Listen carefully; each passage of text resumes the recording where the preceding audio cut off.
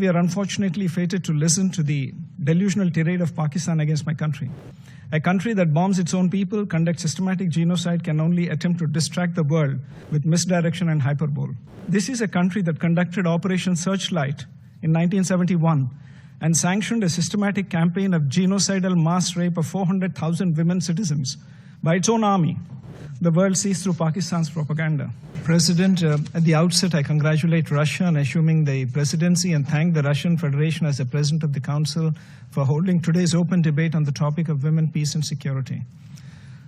I thank the Secretary General and other briefers for their presentation as we gather today to mark a quarter century since the adoption of UN Security Council Resolution 1325. We celebrate not merely an anniversary, but a transformative moment that fundamentally reshaped our understanding of peace and security, recognizing that sustainable peace cannot be achieved without the full and equal participation of women. India's commitment to this principle, however, predates this resolution by several decades. India has consistently contributed to UN peacekeeping as an expression of our commitment to global peace. What distinguishes India's peacekeeping legacy is not merely the scale of our contribution, but our pioneering recognition of women as indispensable agents of peace. As early as the 1960s, much before the adoption of Resolution 1325, India deployed women medical officers to the Congo, making one of the earliest instances of women serving in UN peacekeeping operations. This was not merely a symbolic gesture, but a practical acknowledgement that women's perspectives, skills, and presence are essential to effective peacekeeping. This early commitment found its more pronounced expression in 2007 when India deployed the first ever all-female formed police unit in the history of the UN to Liberia. This groundbreaking initiative went far beyond enhancing security. It catalyzed a transformation in Liberian society, inspiring local women to join law enforcement and participate actively in rebuilding their nation. The unit reduced crime rates while simultaneously demonstrating that women could serve as both protectors and role models. This initiative was indeed a game changer. India's leadership in championing women peacekeepers is exemplified through the appointment of Dr. Kiran Bedi, the first woman officer of the Indian Police Service, as the first ever female police advisor and head of the United Nations Police Division in 2003. Today, over 160 Indian women peacekeepers serve in the field, and all women female engagement teams have been deployed in Democratic Republic of Congo, Abyei in Sudan, and South Sudan.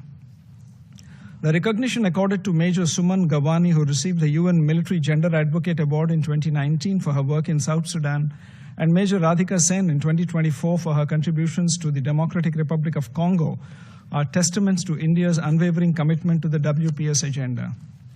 We believe that it is no longer a question of whether women can do peacekeeping, rather, it is whether peacekeeping can do without women.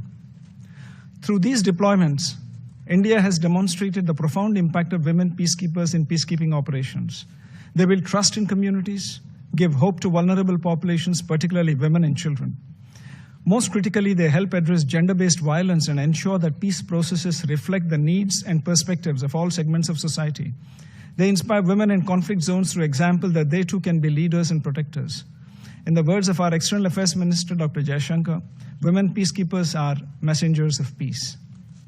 Recognizing that this transformation must extend beyond our own contributions, India has invested significantly in capacity building, particularly for women peacekeepers and those especially from the Global South.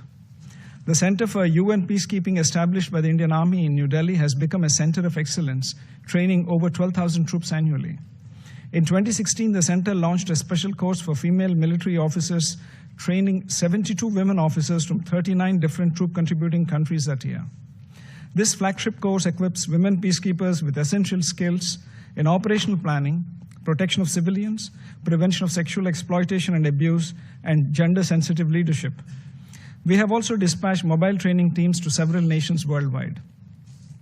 I'm happy to recall that in February 2025, India hosted the International Conference on Women Peacekeepers from the Global South, bringing together women peacekeepers from 35 nations. This two-day gathering examined the evolving challenges facing women in peacekeeping operations, from addressing sexual exploitation and abuse to leveraging technology for enhanced effectiveness. The conference was not merely a forum for discussion, but a platform for developing actionable strategies to increase women's participation and their impact in future peace missions. More recently, in August 2025, India hosted the UN Women Military Officers Course, which saw a participation from 15 countries.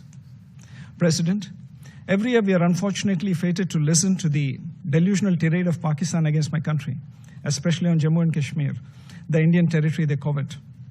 Our pioneering record on women, peace and security agenda is unblemished and unscathed. A country that bombs its own people, conducts systematic genocide, can only attempt to distract the world with misdirection and hyperbole. This is a country that conducted Operation Searchlight in 1971 and sanctioned a systematic campaign of genocidal mass rape of 400,000 women citizens by its own army. The world sees through Pakistan's propaganda. President, as we look ahead, India remains unwavering in its commitment to the women, peace and security agenda. We stand ready to share our expertise with partners, particularly those in the Global South, fostering collective solutions to shared challenges. Thank you, President.